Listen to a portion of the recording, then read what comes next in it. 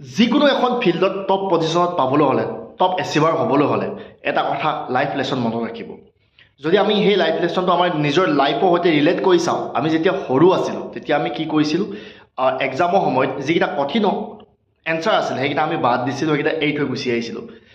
আপুনি চাব যিকোনো কেৰিয়াৰত, যিকোনো ফিল্ডত, যিকোনো ভেঞ্চাৰত কি হয়, 95% কাম বা কুৱেশ্যন এনেকুৱা থাকে যিটো 95% মানুহে কৰিব পাৰে, কিন্তু 5% কাম এনেকুৱা আছে যিটো কঠিন বুলি 95% মানুহে বাদ দিয়ে। কিন্তু সেই কঠিন কামটো যদি আপুনি সেই 5% কামটো যদি আপুনি শিকিবৰ কাৰণে লাগি যায়, সেই কামটো কৰিবৰ কাৰণে লাগে, তেতিয়াহ'লে সেই ফিল্ডত, সেই কেৰিয়াৰত আপুনি নিশ্চয় টপ ৰেংকত পাবগৈ।